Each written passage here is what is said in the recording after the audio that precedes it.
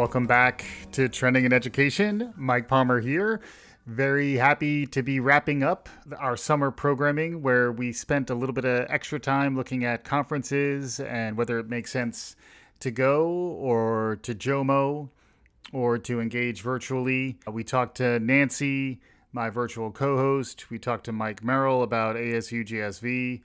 We talked to Jenna Spinelli about podcast movement. You could check out our recent shows in August to get some of our perspectives on all that. Some really great takes from our guests, particularly those who attended in person.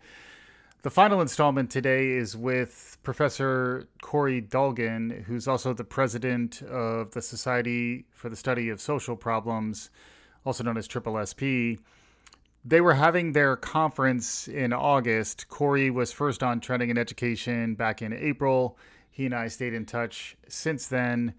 And he was very gracious in offering me time with him while the conference was going on. And he was hosting it from an office space in Freedom Tower, which added to some of the gravitas of the experience, but also some of the oddness of it. We'll pick up here with my interview with Corey from Freedom Tower. All right, Mike Palmer here with Corey Dolgon up here on the 69th floor of Freedom Tower. Corey is the president of the Society for the Study of Social Problems, also known as SSSP. Right now, you're on this massive conference, 800 people, massive might be strong, but 800 is a big number. Virtual conference is happening. You were kind enough to invite me to see what we could capture in the moment. How does it feel right now? First of all, physically being on top of the world, looking down on most of New York City, and it's quite an awesome view, but we're also totally aloof and alienated from it. So we're in this antiseptic, a very clean office space. And at the same time, you and I are sitting here, there are hundreds and hundreds of people in session. Normally, we'd be in a hotel somewhere, most likely, and we'd be passing each other in the hallway. And instead, we're on Zoom. We just watched 2 sessions. Each had 15, 25 participants. And it went really well, as these things go. So I'm excited to be the person to lead this organization through this very difficult time of having to do this online program that should have been in Chicago, Illinois. And Chicago's a great city to be in. But instead, people are all over the world participating in this conference. And so far, so good. Yeah, and I will say it's a liminal space, but it's also amazing. I'm looking out over New York Harbor. I can see the Brooklyn Bridge. I can see Governor's Island. It's really remarkable. The conference physically being based in Chicago and then also reflecting back on the history of activism in Chicago. One of the nice things about having it in Chicago was we would be able to look through this historical lens of Chicago protest and politics and be in the communities to be a part of what was happening now. And right now, Chicago is very vibrant when it comes to political movements and organizations. So losing that challenged us. And as I said, I think we did a good job of bringing that in to the conference. We don't bring the conference into the community the way we might have liked, but aside from the Social Action Awards, we have some great video recordings with Ida B. Wells' great-granddaughter, Michelle Duster. We have a great interview with Essence McDowell, who is one of the co-founders of Lifting as They Climbed, which is a virtual tour of Black women in history in the South Side of Chicago. And we have a radical history tour, which really looks at different protests and radical movements in the history of Chicago, going back to the anarchists and the 8-hour day movement and some of the Pullman strikes and things of that sort. So we are able to take that history and bring it into the present. And I think in some ways that's one of the aspects, again, that we can offer as sociologists, as scholars, historians, social scientists, is that if we're in a moment where we see political opportunity, some people would say revolutionary possibilities, revolutionary moment, I don't know how you promote those except to look back and say, we are wrong. But I really do think that we're seeing a convergence right now. And on the one hand, we're seeing the rise of fascism all over the world, including in the US. But we're also seeing the rise of these global social movements, in particular ones that are about being capitalist and about being anti-white supremacist. And so I think there are these possibilities again, but I think it's crucial that we inform these contemporary movements with a sense of history and with a look at what some of those dynamics were. How did these revolutionary moments of the 1960s or the 1930s turn into the 1940s and the 1970s, right? Yeah. And I think higher ed, we really see the impact of the social movements of the 60s and 70s on college campuses and in movements, certainly in the curriculum. So there was an impact, but we can also see how quickly they were institutionalized and how quickly they became part of the professionalism, part of the corporate nature, part of why is it that all colleges sell themselves to prospective students by promising their careers? They don't promise social justice. They don't promise you're going to be doing something meaningful as much as they provide you're going to do something that's lucrative. And so, we lost the war. We won some battles, but we lost that war. But, that those battles and wars continue. I think we're at a particular moment where the reason I wanted to do revolutionary sociology and be as provocative as I could be was to push that envelope. Because I'm afraid that even if we see success, even if we see police reform, even if we see some climate reform, we see college campuses becoming more conducive to recycling and things of that sort, it becomes institutionalized back into the domination of power, corporate dollars, donors. Hegemony. Hegemony it is, my friend. Yeah. Yeah. Especially in sociology. And I mentioned Gramsci in my talk. We have got to be anti-hegemonic. And that anti-hegemonic can't simply be a reaction to what's happening now. It has to be informed by the history of those struggles.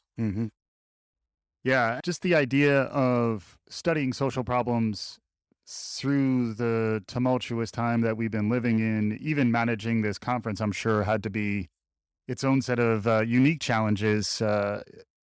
Any reflections on the impact to the field of sociology and in particular, maybe the more revolutionary components of the field, the opportunities, the challenges that are tied to this difficult set of circumstances that we've all found ourselves in? It's a great question. It's unfortunately one that we could talk about all day. There's so many strands. I would say that, on a larger scale for sociologists now, it's impossible to think of anything as only local. And the pandemic has really emphasized the need for us to act international. And I think that sociology has the tools to meet that. We have a session today about decolonizing sociology, and really the notion that if we go back to W.E.B. Du Bois as one of the founders, if not the founder of American sociology, it changes the discipline. Now, the struggle, which we were talking about earlier, is going to be, will we simply add Du Bois to the canon and look at his sociological brilliance and innovation? So much of what we consider American sociology, he did first and better. But will we also take up his revolutionary program? Will we take up his Pan-Africanism? Will we take up the fact that he was a socialist and even belonged to the Communist Party? Will we take him in his fullness? And if so, when we think about internationalism and globalism, being global in our work, will we also be able to be accepting of the revolutionary nature of that challenge? Yeah, and your book, Kill It to Save It, is talking about the existential challenge to a certain extent that academia is facing, particularly if you're adopting a critical social justice lens, if you're also looking at the history of academia. Can you touch on some of the themes in your book and how that relates to the challenges that SSSP is facing and the challenge that academia and sociology are facing these days? Sure. Yeah, higher ed and education in general they've always focused on this dichotomy. On the one hand, education is supposed to be about indoctrination. It's supposed to be about socialization. It's bringing up the next generation into the values and culture and knowledge of the society that it's in. But it's also charged with innovation.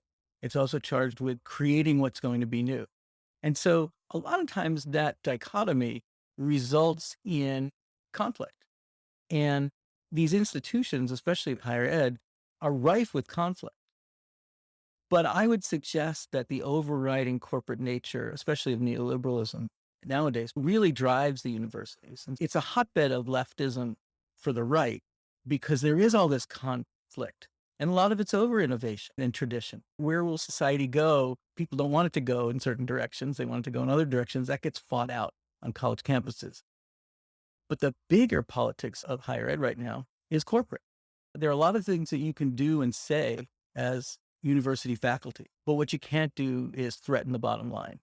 You can't threaten the donors. You can't threaten the board of trustees and where they get their money and how much they give.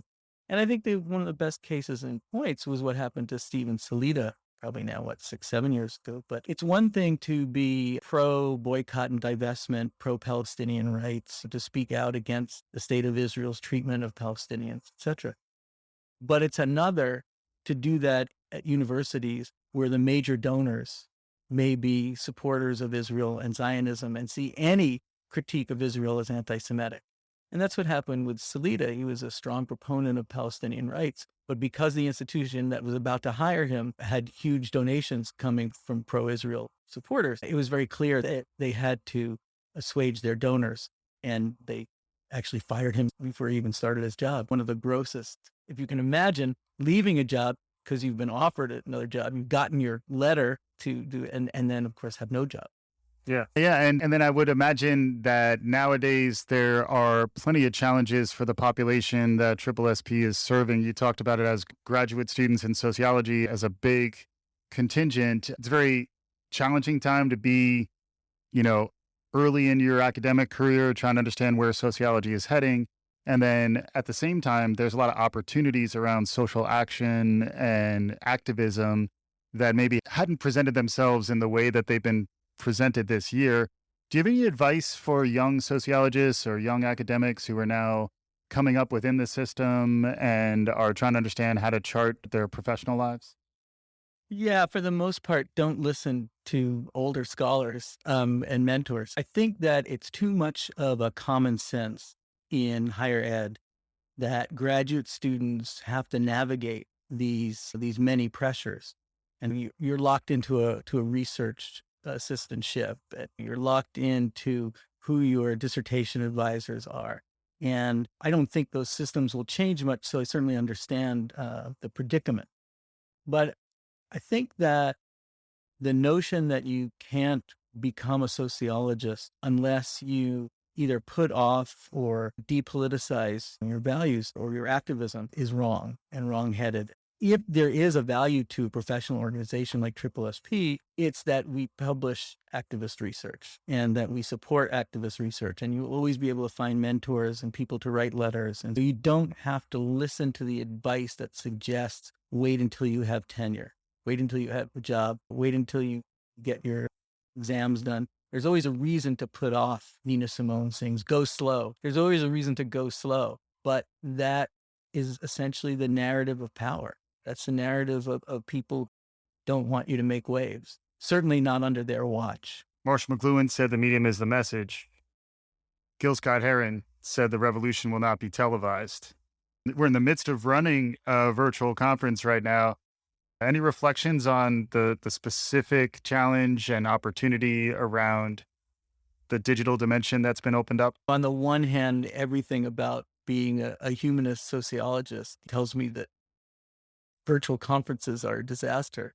Luckily, we have a really good platform and things seem to be going okay so far. But I have to say that I think both McLuhan and Gil Scott-Heron were right. I don't know that the revolution not being televised has as much to do with the technology as the power of who controls the technology. So whether it actually gets on the air or not is probably much more the political question. I think that we've done our best to use the opportunities that we have. And so, again, we were challenged. How are we going to get people here to this conference to partake in it? We decided to come up with a much more international strategy because the virtual nature of it meant that a lot of international scholars who couldn't afford to come to a conference in Chicago now could come.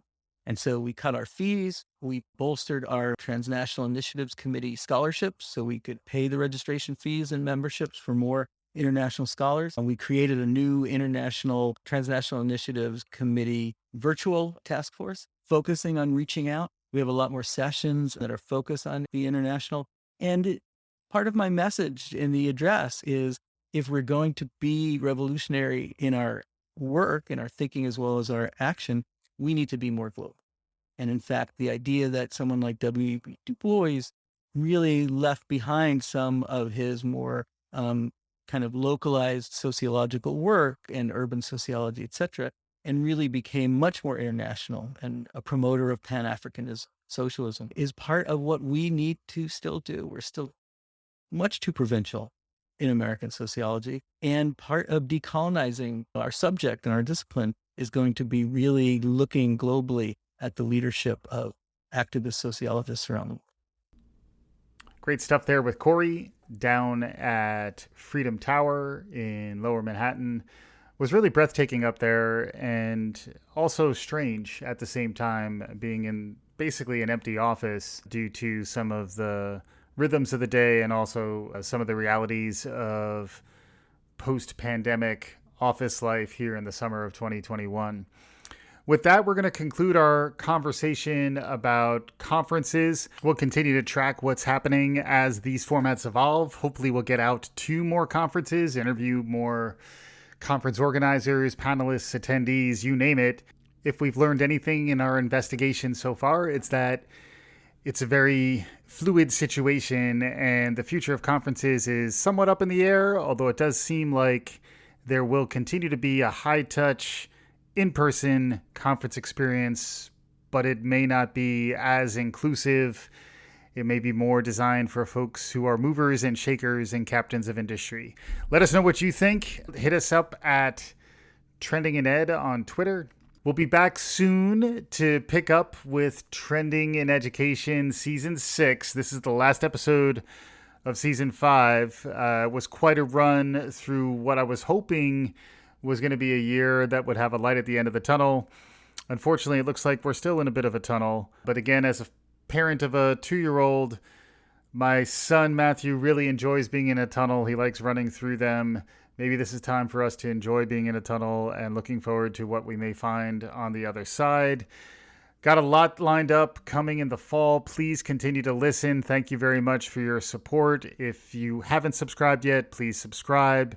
If you know anyone else out there who might be interested in this type of conversation, please let your friends know. We'd love to continue to grow our listenership that way. Follow us at Trending in Ed for all this information and more. And we'd love to hear more from you, our listeners. So be on the lookout for our listener survey, which we'll be sharing through Twitter. And also, we'd love to get more listeners' voices on the show as we continue to push forward in these challenging yet intriguing times. Thanks as always for listening. This is Trending in Education.